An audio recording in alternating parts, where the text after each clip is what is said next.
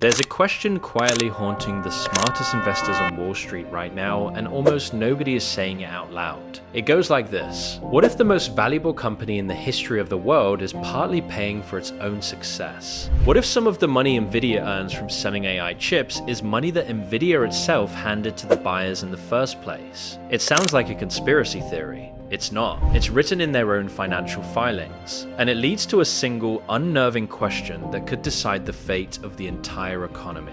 Is Nvidia the most brilliant company on Earth, or a beautifully disguised house of cards?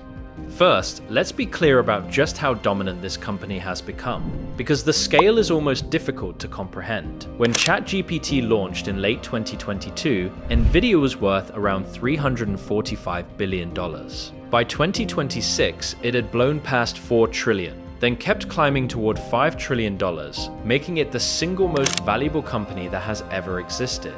It is worth more than the entire stock market of the United Kingdom, more than Canada's. It became larger than Microsoft, larger than Apple, larger than anything. And it did this by selling one thing: the chips that power artificial intelligence. Nvidia controls an estimated 90+% of the market for AI chips. If you want to build a serious AI, you go to Nvidia. There is essentially no one else. They're the shovel seller in the greatest gold rush in technological history. Now, here's where the story gets strange. Selling shovels is a wonderful business, as long as the gold miners have money to pay you. And the biggest miners in AI, the companies buying the most chips, are burning through cash at terrifying rates. Many of them aren't profitable. Some are brand new startups with no real revenue at all. So a question emerges: how do these companies keep affording tens of billions of dollars in Nvidia chips? And part of the answer is the thing that should make you sit up.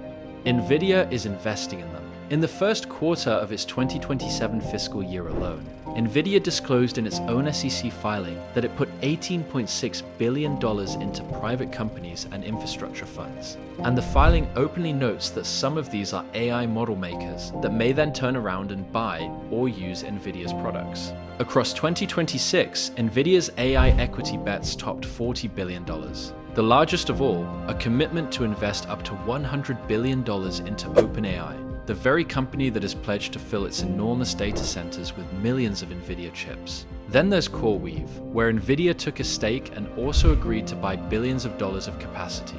Nebius, Iren, xAI, Mistral, the same pattern, again and again.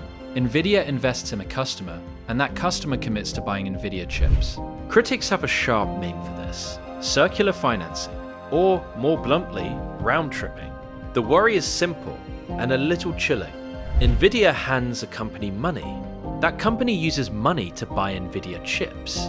That chip revenue flows back to Nvidia, who reports it as booming sales. Sales that push the stock higher, giving Nvidia even more wealth to invest in even more customers, who buy even more chips. Round and round it goes.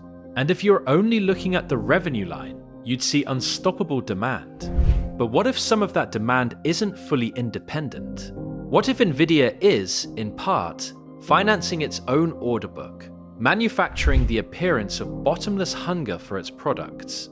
This is not a new fear, and that's the genuinely worrying part. Back during the dot-com bubble of the late 1990s, telecom giants like Lucent and Nortel did something eerily similar. They were selling the equipment that was supposed to build the internet, the fiber, the switches, the hardware of a connected future. To juice their sales, they lent money to their customers, so those customers could afford to buy their equipment. It was called vendor financing. For a while, it looked like genius. Sales looked spectacular. Order books overflowed. The stocks soared to dizzying heights, and executives were hailed as visionaries riding the greatest technological wave in history. Then reality arrived. Many of those customers were flimsy, unprofitable startups with no real business underneath them. When the funding dried up, they went bust, couldn't pay back the loans, and the equipment orders evaporated overnight. The whole structure collapsed in on itself. Lucent and Nortel were nearly destroyed. Nortel eventually went bankrupt entirely. The revenue had been real on paper, right up until the moment it wasn't. And the most uncomfortable detail of all, analysts today are openly drawing this exact comparison to Nvidia, warning that financing your own customers can hide weakness until it's suddenly, catastrophically exposed. So is Nvidia a house of cards? Here's where intellectual honesty demands we hear the other side, because there's a genuinely strong counter-argument. Nvidia's defenders, including major asset managers, argue this isn't a vicious circle at all. It's a virtuous one. Building AI is extraordinarily expensive, and the chips are genuinely scarce. In a market like that, you don't just take orders, you lock in your best customers and help finance the infrastructure to make sure the whole ecosystem can actually grow. The demand for AI computing is real. It is exploding. Nvidia is simply using its enormous cash pile to grease the wheels of an industry that would grow anyway. And critically, Nvidia has stated these are equity investments, not vendor loans, and that the money isn't earmarked for direct purchases of its own products. By that reading, this is shrewd vertical integration. Nvidia ensuring its customers survive long enough to keep buying. The smartest capital allocation in modern business. And honestly, both things can be true at once. That's what makes this so fascinating. Nvidia can be both a genuinely dominant, brilliantly run company sitting on the most important technology of the decade, and at the same time, a company whose reported demand is partly entangled with its own investments in ways that make it impossible to know how much of the AI boom is real and how much is reflexive. The two readings aren't mutually exclusive. They might both be the truth.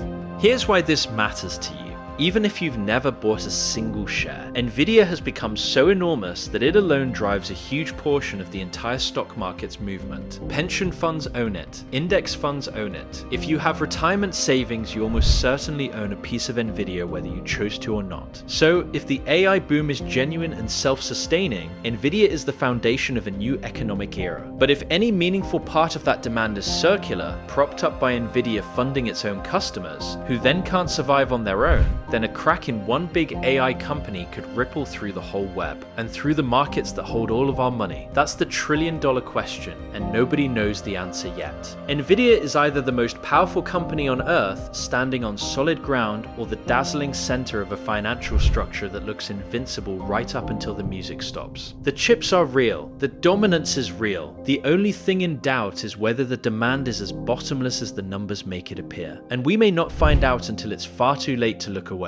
If you want the biggest stories in money and technology broken down honestly, both the genius and the danger, never just the hype, then subscribe, because that's the whole reason this channel exists. And I want your verdict in the comments. Is Nvidia a once-in-a-century masterpiece of business strategy? Or is this circular financing the warning sign of the next great bubble? Tell me which side you're on.